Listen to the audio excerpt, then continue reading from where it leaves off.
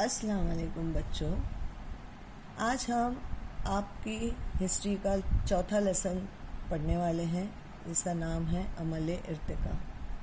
پچھلے سبق میں ہم نے پڑھے تھے کہ زمین کی پیدائش کیسے ہوئی اور زمین پر جانداروں کی پیدائش کیسے ہوئی اور جانداروں کی دنیا کیسی تھی، اس کے بارے میں ہم نے پڑھا تھا۔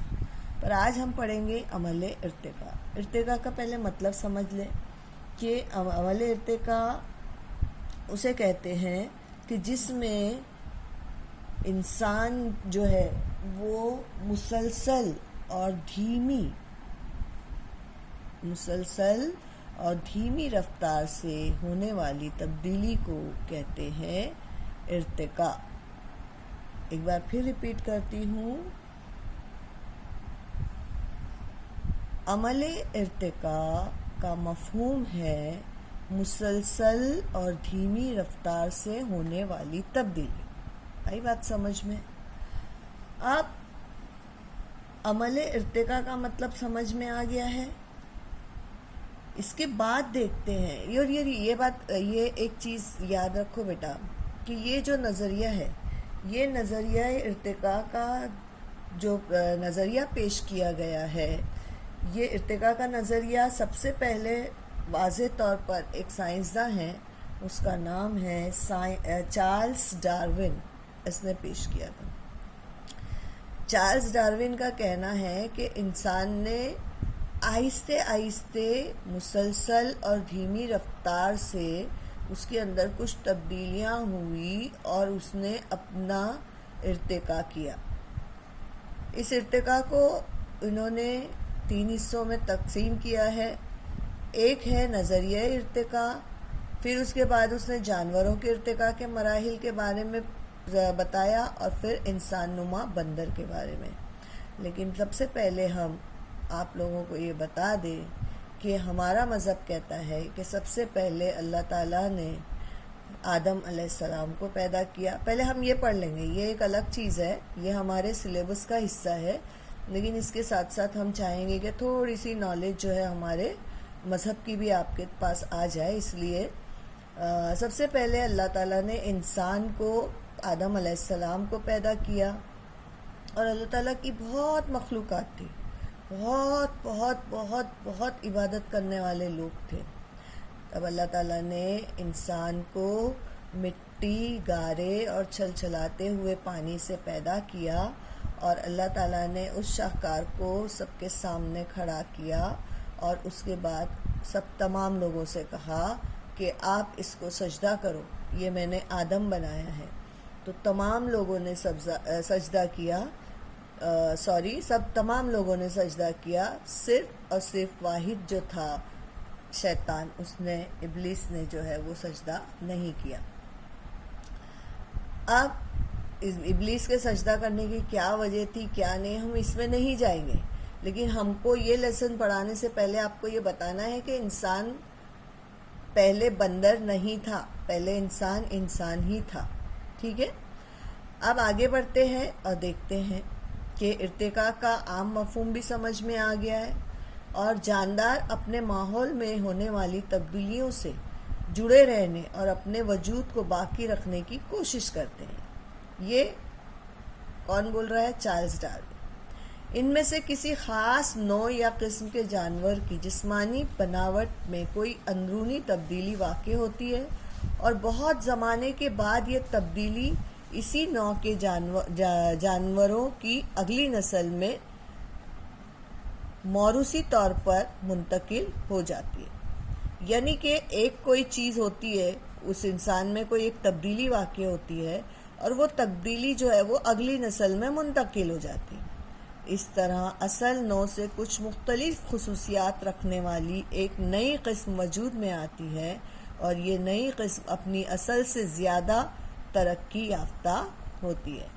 آپ لوگوں کو پتہ ہے کہ ہر بار مچھر مارنے کی نئی دوائیاں نکلتی ہے، لیکن اکثر ایسا دیکھا جاتا ہے کہ جب وہ جو بھی دوائی ہم یوز کرتے ہیں تو جو اگلا مچھر جو آتا ہے وہ مرتا نہیں ہے، اور ہم بولتے ہیں ارے آل آؤٹ سے مرا تھا، ارے یہ اگربتی سے مرتا تھا، یہ ابھی کیوں نہیں مر رہا ہے؟ تو وہ اپنے اندر جو ہے وہ ایک تبدیلی کے ساتھ پیدا ہوتا ہے. اور اسی طرح سے انسانوں کا بھی یہی بتایا ہے، اس عمل ارتقاء میں بھی یہ بتایا ہے کہ یہ نئی قسم اپنی اصل سے زیادہ ترقی یافتہ ہوتی ہے، اور اس عمل میں کئی مرتبہ اصل نوع حیات ناپید ہو جاتے ہیں مطلب ختم ہو جاتے ہیں. بعض مرتبہ اس نوع حیات سے ایک سے زیادہ ترقی یافتہ قسمیں بھی پیدا ہوتی ہیں، یعنی ایسے ضروری نہیں کہ ختم ہو گئی، لیکن کبھی کبھی ایک سے زیادہ ترقی یافتہ قسمیں بھی پیدا ہو جاتی ہیں. نظریے کا یہ ارتقاء پہلی مرتبہ واضح طور پر جس نے پیش کیا وہ سائنسداں تھا چارلس ڈارون. ذی حیات کی جو قسمیں بدلتی ہوئے ماحولیات سے مطابقت رکھنے کی صلاحیت رکھتی ہے، یعنی ذی حیات کا مطلب ہے جو زندہ اور حیات ہیں جو قسمیں، وہ اگر ماحول کے مطابقت کے حساب سے اگر وہ چینج ہوتی ہے تو وہ قائم رہتی ہے، اور اگر ایسا وہ نہیں کر پاتی ہے تو وہ عمل کے ارتقاء کے عمل میں نیست و نابود ہو جاتی ہے. آپ کو یہاں پہ بہت ساری ڈائناسورس کے مختلف اقسام کی تصویریں دی گئی ہے. آج ڈائناسورس ہمارے یہاں پر نہیں ہے، بالکل نہیں ہے، ٹھیک ہے. بڑے جانور جو تھے وہ ختم ہو چکے ہیں. جانوروں کی کئی دیوقامت قسمیں موجود ہیں. ایسا بیان کیا جاتا ہے کہ یہ قسمیں اچانک نیست و نابود ہو گئی. خیال ہے کہ اچانک کوئی قدرتی آفت آئی ہوگی یا ماحول میں اچانک تبدیلی ہوئی ہوگی جس کی وجہ سے یہ ڈیل ڈول والی قسمیں تباہ ہو گئی. پروں والے ڈائناسورس کے ہجری نقوش کی باقیات ملتے ہیں. یعنی پہلے ایسا تھا کہ ڈائناسورس جو تھے اتنے ہیوج تھے، اتنے بڑے بڑے تھے، لیکن وہ لوگ جو ہے ہوا میں اڑتے تھے، اور پیروں پر چلنے والے یا پروں والے بھی ڈائناسورس کی بعض قسموں میں تغیر ترقی ہوئی، اور اس طرح بعض پرندوں کی تخلیق ہوئی.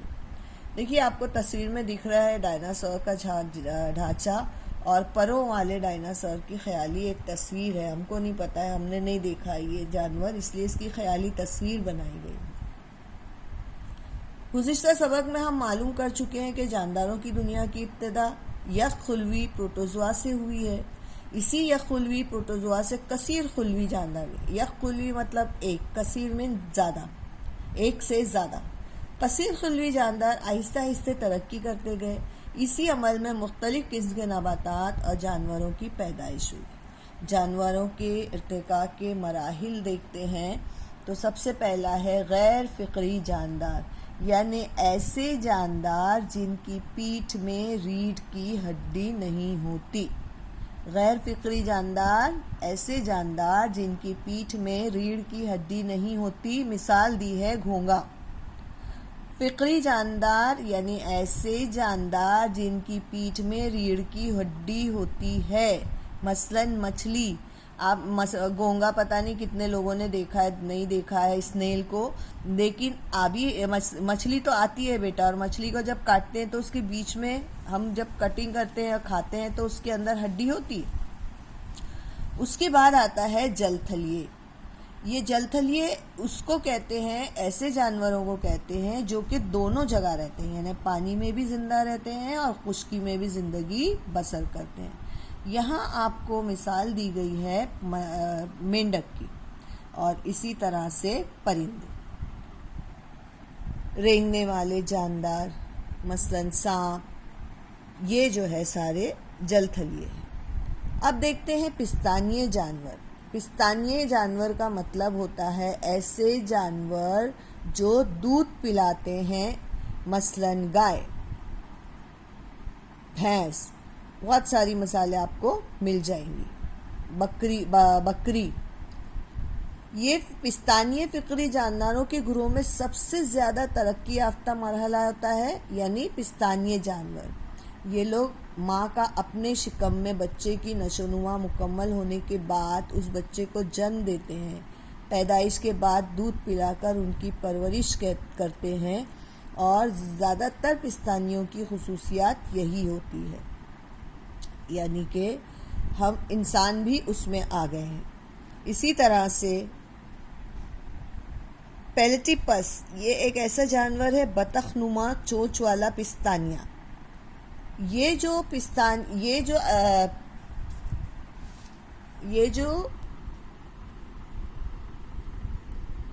پیلیٹیپس ہے، یہ بطخ جیسی چونچ رکھنے والا اینٹ ایٹر ہے. آپ نے دیکھا ہوگا یہ کیا کھاتا ہے؟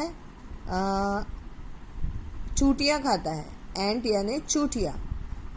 اور کیونکہ یہ جانور پستانیہ ہونے کے باوجود انڈے دیتے ہیں تو اس کو مور خور یعنی چوٹی کھانے والا کہتے ہیں.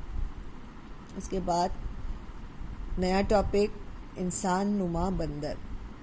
انسان نما بندر یعنی انسان سے مشابہ بندر، اس سے ہی ایپ بندر کہتے ہیں. بندروں کی اس قسم کا بسیرا زیادہ تر درختوں پر تھا. جن ایپ بندروں کی قسموں کا بسیرا درختوں پر تھا ان کی بنیادی شکل و صورت بندر ہی کی طرح قائم رہی، لیکن ان کی بعض قسمیں گھاس کے علاقوں میں درختوں کے بجائے زمین پر گزر بسر کرنے پر مجبور ہوئی. یہ قسمیں جو تھی ترقی کرتی گئی. بعض لوگوں کا ماننا ہے کہ ان سے بالترتیب ترقی ہوتے ہوتے نوع انسان کا وجود ہوا، یعنی ہم بندر سے انسان بنے. یہ مخلوق سب سے پہلے بر اعظم افریقہ میں وجود میں آیا. اسی کو ابتدائی انسان یعنی ادی مانو کہتے ہیں. ادی کا مطلب ہوتا ہے ابتدائی انسان. اور آئندہ سبق میں ہم انسان کے ارتقاء اور اس کی ترقی کے بارے میں جانیں گے. لیکن مجھے امید ہے آپ لوگوں کو یہ غیر فکری اور فکری جاندار میں فرق پتہ چلا ہوگا. دیکھیے ہم یہ والا جو ہے جانوروں کا ارتقاء کس طرح سے ہوا اس کا ایک بار پھر جائزہ لے لیتے ہیں. تو جانداروں کا ارتقاء، اس میں دو قسمیں ہیں. غیر فکری جاندار، پیٹھ میں رکھنے والی ہڈی، پیٹھ میں ریڑھ کی ہڈی رکھنے والے جاندار. اس کے بعد میں جو پیٹھ میں جن کے ہڈی نہ رکھنے والے جاندار ہیں ان کی کچھ مثالیں دی ہوئی ہے. کرم، گھونگا، مچھر، کیچوا. اسی طرح سے فکری جاندار جن کی پیٹھ میں ہڈیاں ہوتی ہیں، آبی حیوانات، جل تھلیے، رینگنے والے اور پستانیے جانور. اب ہم تھوڑا سا چارلز ڈارون کی زندگی کے بارے میں بھی جان لیتے ہیں. 1859 میں چارلز ڈارون نے آن دا اوریجن آف اسپیسیز یعنی اصل نوع ذی حیات کے آغاز کے بارے میں ایک کتاب لکھی. ڈارون سے پہلے کارل لینس نامی سائنسداں نے جانداروں کی قسموں کی سائنسی درجہ بندی کرنے کا کام شروع کیا تھا. اس نے یہ خیال ظاہر کیا تھا کہ جسمانی ساخت پر غور کرنے سے معلوم ہوتا ہے کہ بندروں کی بعض قسموں اور انسانوں میں کوئی تعلق ہونا چاہیے. ڈارون نے اپنی پہلی کتاب میں اس بارے میں کوئی قطعی خاص لاسٹ رائے پیش نہیں کی تھی. ارتقاء کے عمل میں بندر اور انسان کا کیا خاص تعلق ہو سکتا ہے. 1871 میں اس نے اپنی دوسری کتاب لکھی، انسان کا سلسلہ نسب، دا ڈیسینٹ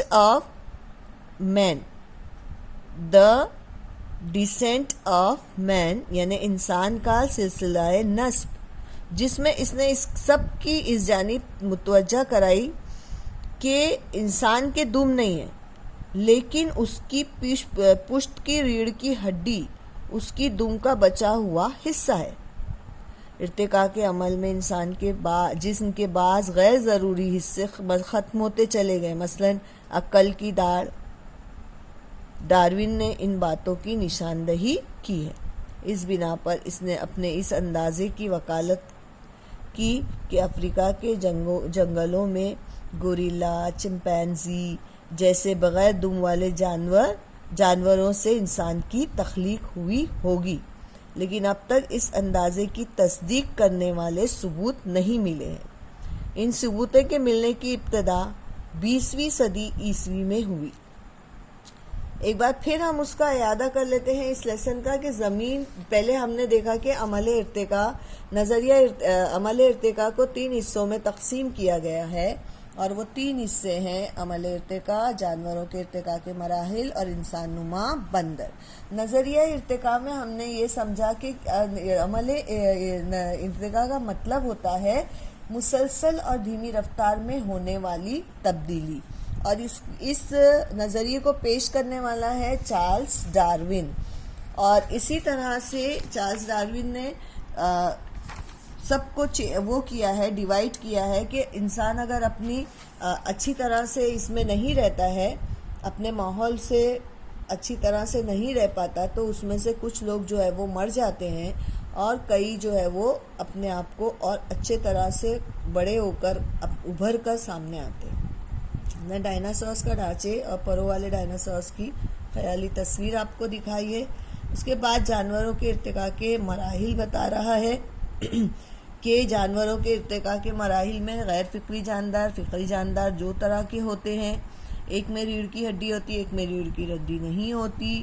پھر پستانیے والے جاندار آپ کو بتا رہا ہے، اور اینڈ میں اس نے بتایا کہ انسان نما بندر، کہ انسان بندر کے یعنی انسان جو ہے بندر یعنی انسان سے مشابہ ہے، انسان جو ہے وہ بندر سے مشابہ ہے، اور اسی لیے اس کو ایب بندر بھی کہتے ہیں، اور یہ درختوں پر رہتا تھا۔